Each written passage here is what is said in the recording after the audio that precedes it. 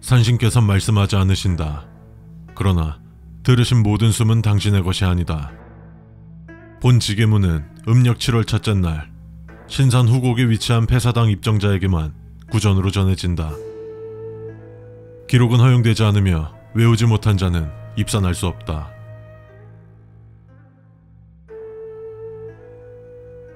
첫째, 산을 오르는 길은 새벽 4시에 시작하라. 해가 떠오르기 전 땅 아래의 길들이 조용해질 때 움직여야 한다. 이른 시간에 발을 들이면 짐승도 발소리를 멈추고 바람도 방향을 바꾸지 않는다. 산길은 그 시간에만 진심을 보이며 잘못된 시각이 오르면 길이 스스로 갈라지기도 한다. 첫 번째 구비에서 돌을 밟으면 그 순간부터 그 길은 너를 기억한다. 그리고 산이 기억한 발걸음은 결코 잊혀지지 않는다. 되돌아가면 길이 사라지고 사라진 길에서 돌아온 자는 마을에 들어오지 못한다. 둘째, 산신당 문은 3번만 두드릴 것. 문은 늘 닫혀있다. 단단한 나무판 너머로 바람도 닿지 않는 그곳에선 문소리가 스스로 공명을 일으킨다. 3번 두드려 울림이 3번 모두 같으면 사당은 받아들일 준비가 된 것이다. 4번째 소리가 들리면 손을 거두고 즉시 돌아설 것. 그때 나는 소리는 너의 손에서 울린 것이 아니다. 그리고 문이 열려 있었다면 절하지 말고 12걸음 뒤로 물러나 그날의 입정을 취소해야 한다. 열린 문은 산이 먼저 안으로 들어온 것이다. 셋째, 신단 앞에서는 숨만 바쳐야 한다. 말을 삼켜야 한다. 입정의 첫째 규율은 입을 다무는 것이다. 말은 바깥에 두고 안에서는 오직 호흡만 허용된다. 한번 들이쉴 때마다 신단 위의 연기가 너를 향해 움직이거나 그림자가 내게 겹치면 그 숨은 신이 아닌 다른 것에게 닿은 것이다. 숨을 오래 참으면 입정이 깊어진다. 그러나 숨을 세면 그 숫자를 누가 따라 세우는지 알 수 없다. 넷째, 무릎 아래 그림자는 반드시 확인할 것. 사당 안에서는 해가 들지 않으므로 그림자는 생기지 않는다. 그러나 가끔 무릎 아래 땅이 희미하게 기울어진 선이 생기면 그건 사당 바깥의 것이 아니다. 그림자가 가까워지면 눈을 감고 머리를 2번 바닥에 붙인다.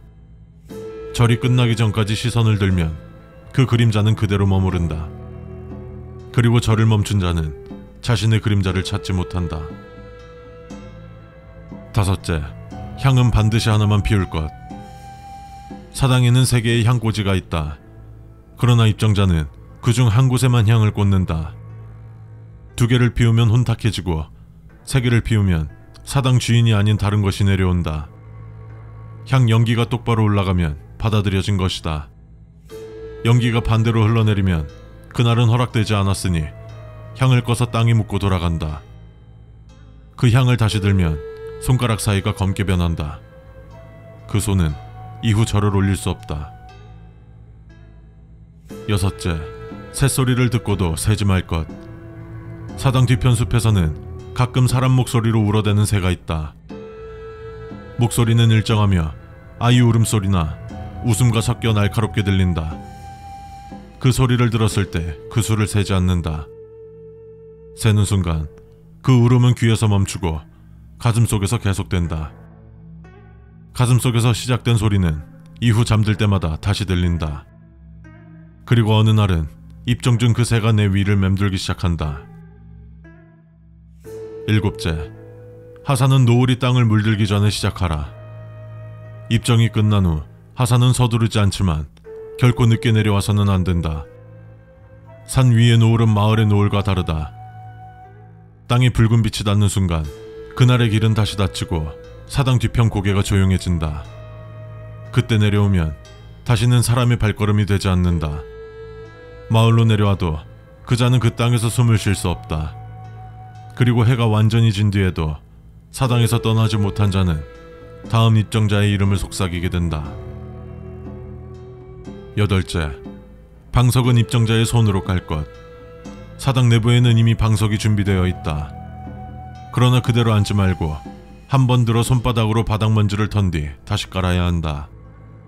그 과정을 생략하면 방석 아래 남아있던 무늬가 입정자의 등으로 옮겨간다. 그 무늬는 거울에 비치지 않지만 잠든 동안 숨이 무거워지는 이유가 된다. 9째, 발치의 물그림자를 건드리지 말 것. 입정 중 바닥이 물기처럼 보이는 반사가 생길 수 있다. 그건 습기가 아니라 누군가의 시선이 지나간 흔적이다. 그 물결은 발밑을 흘러갈 뿐이며 결코 건드려서는 안 된다. 손이나 발이 스치면 사당을 떠난 후에도 그 자리는 늘 젖어 있다. 그 젖은 자리에 앉으면 입정자는 다시 입정 전의 자신으로 돌아가지 못한다. 10째, 바람이 멈추는 순간 숨을 참을 것. 사당 주위 바람은 일정하게 흐른다. 그러나 갑자기 공기가 멈추는 순간이 있다. 그 순간 숨을 내쉬거나 들이쉬면 그 숨이 사당 안에 머무르게 된다. 그리고 그 숨은 다음 입정자가 마시게 된다. 내 숨이 아니라는 걸 알아차린 입정자는 곧 다시 올라오게 된다. 산이 그를 기억했기 때문이다.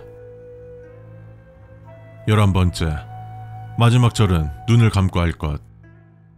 입정을 마치고 사당을 나서기 전 마지막 절을 올릴 땐 눈을 감아야 한다. 눈을 뜬 채 절을 하면 사당 뒤편에 있는 열려서는 안 될 셋째 문이 보인다. 그 문을 본 자는 자신이 절한 신이 누구였는지 확신할 수 없게 된다. 그 후로는 누구에게도 절을 올릴 수 없다. 12번째, 단청무늬를 오래 바라보지 말 것. 사당 천장의 단청무늬는 같은 듯 보이나 한 자락씩 어긋나 있다.